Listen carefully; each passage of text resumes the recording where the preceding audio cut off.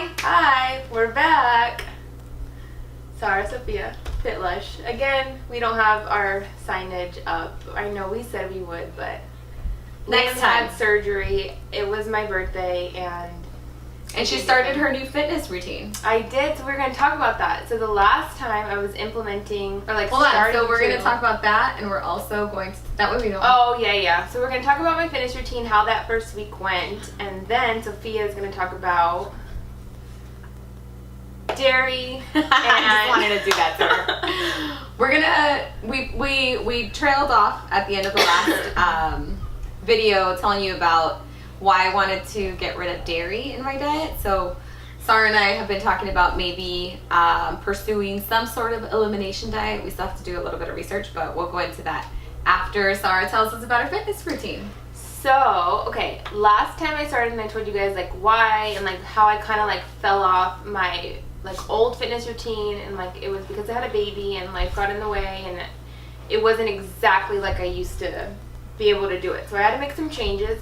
The first day went really, really well. I woke up and I actually, instead of going to the gym, which is I'm going to talk about how that wasn't the best thing for me, but the whole week I spent working out in the morning, first thing, after some coffee, for about half an hour in my living room.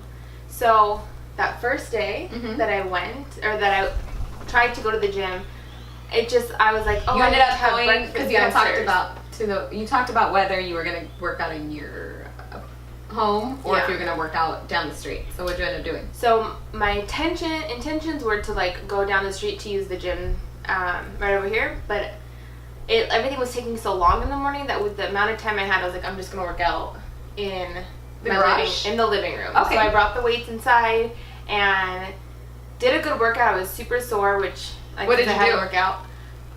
Another big problem. So I did like squats, lunges, arm bicep stuff, no direction, and that was one of the biggest problems. How long did you work out for? Half an hour. Okay. Including some stretches at the end. The problems that I had, that I really wanted to go to the gym, like doing in a living room, I don't feel like, I don't know, it doesn't. Did you feel like you weren't putting in as much effort? No effort. I had a good workout, but as the week went on, it just like. So slowly you kind of started. Yeah, I still did it because that was my goal. So for the week. So is it like you were taking more breaks, or just I pausing peed more? like 3 times. Sorry, like, a lot. But this was like intentional. More than I do. Like me wanting to escape the working out. So what I learned, I'll just summarize it, is that I need to make more of an effort to get to the actual gym.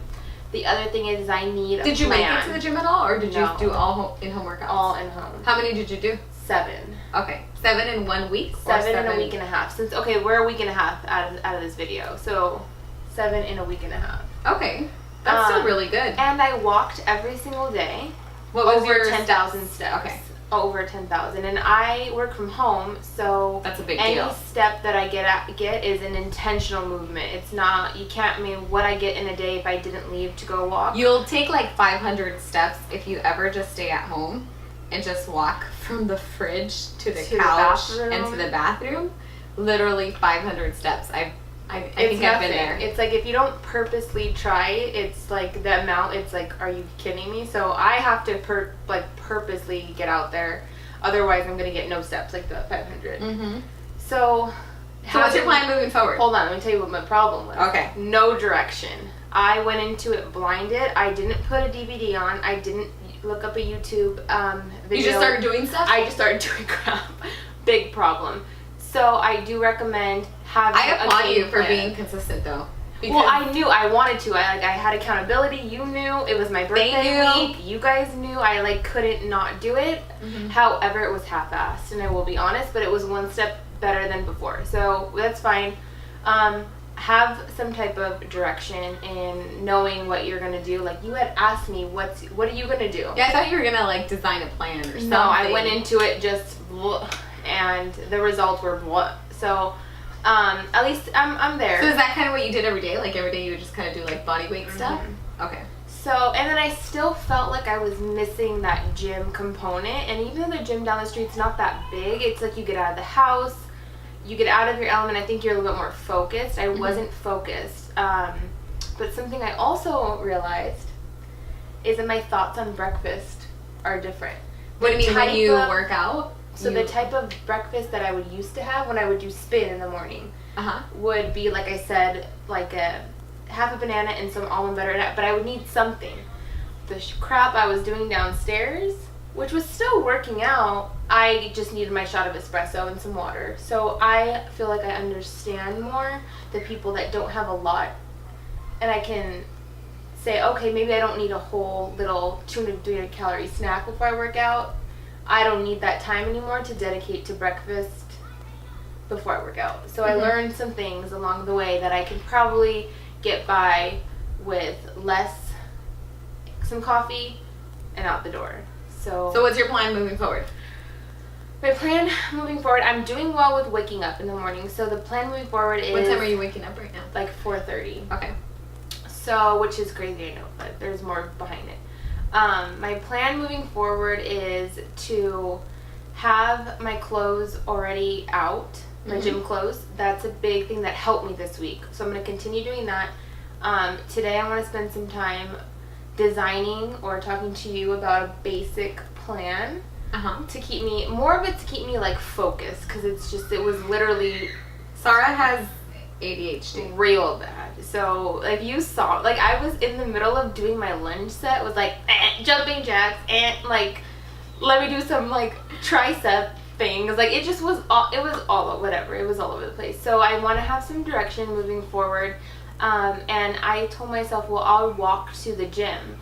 But at 5 o'clock, it's still dark out, and that's unrealistic for me. So, I'm going to just drive. I know it sucks because it's right there, but I would feel better, more comfortable if I drove there, have everything packed out the night before. Don't worry about breakfast in the morning. Have a bite of something, have some coffee, an espresso so it's quicker, out the door.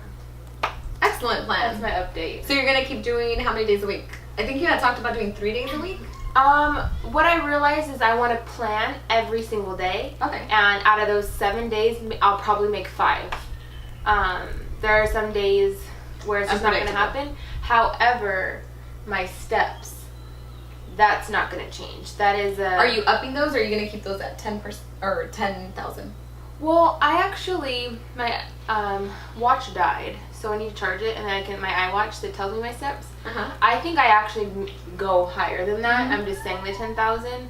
Because you take on average how many walks with the dogs? So I do a total, I know it's crazy, but again, I work from home, so I have the ability, and I don't have to, like, only go on my lunch break. I can go during other times. So I walk in the morning, and that's like a half an hour walk. I walk lunchtime, and that's like 35-minute walk. And then I do an evening one, and that's like 40 minutes. But I also am not like speedy. Like, and it's not a casual stroll, but it's definitely not like... Yeah, you're not exercising. I'm not you're running. It's almost like a... I mean, there's just pep a walk. in my step, but it's a walk. But it does count for me.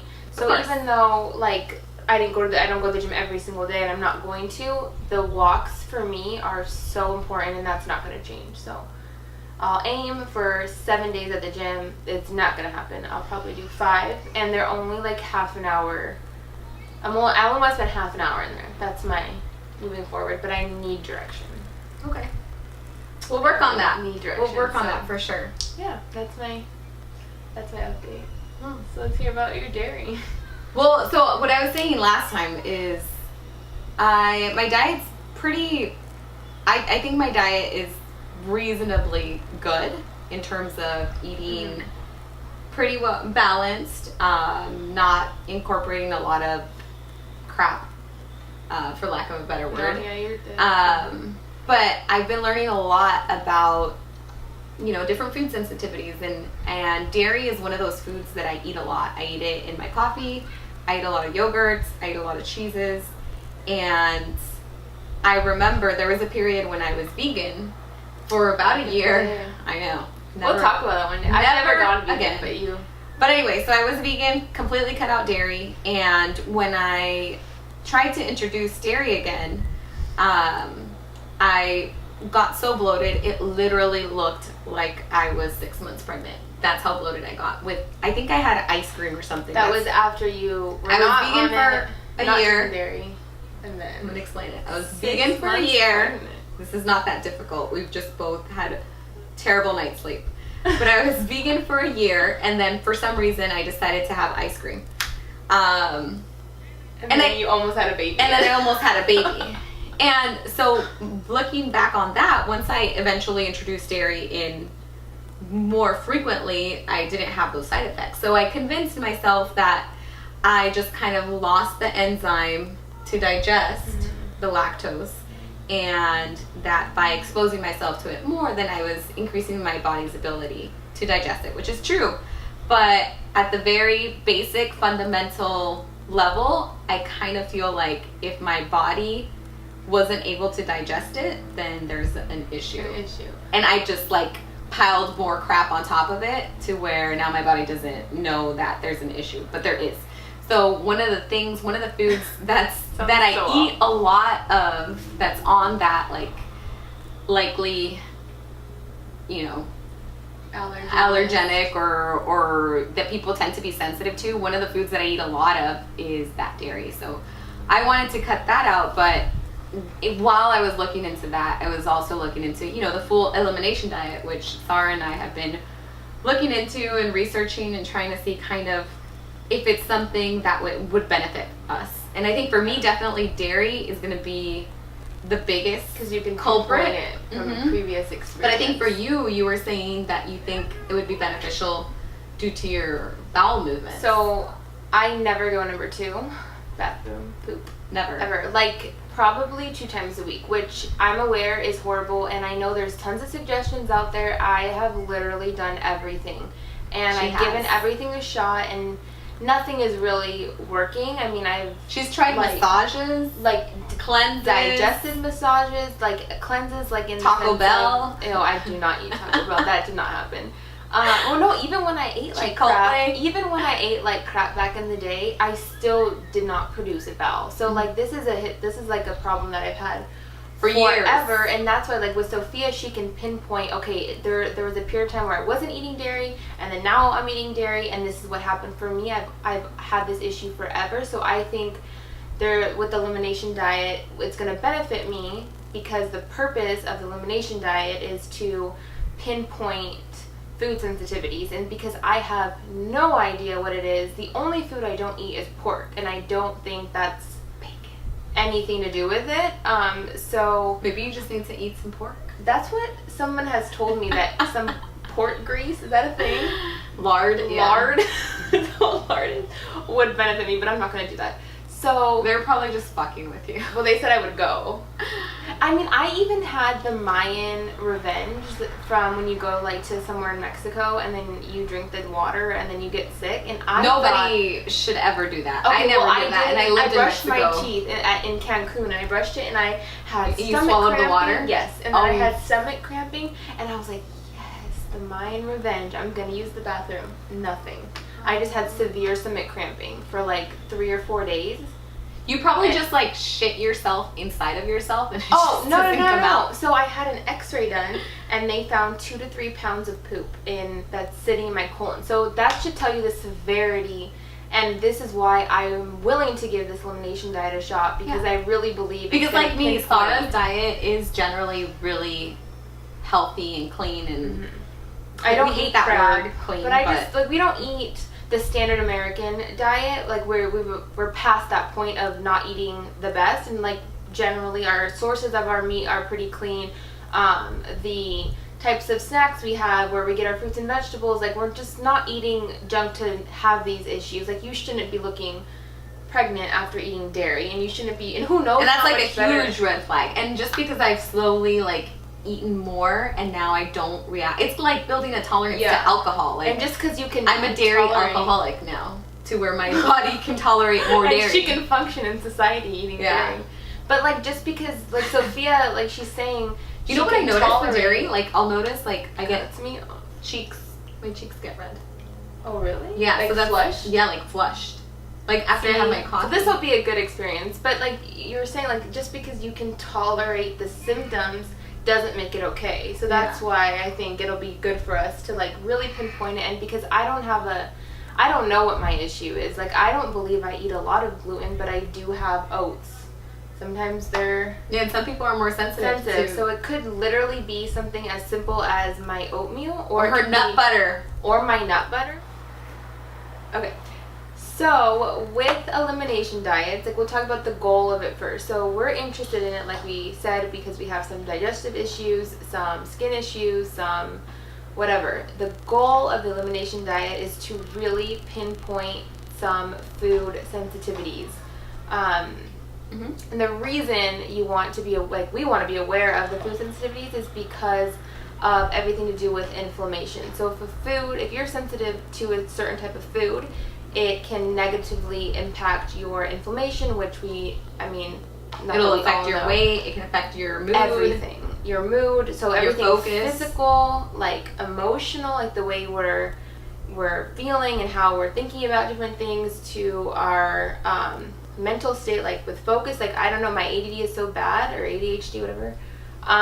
Maybe it's like something that I'm eating in my diet. So this is really gonna pinpoint where this is coming from. Yeah, so right now I think we're both at a point where we've kind of tweaked our diets to what we think is healthy.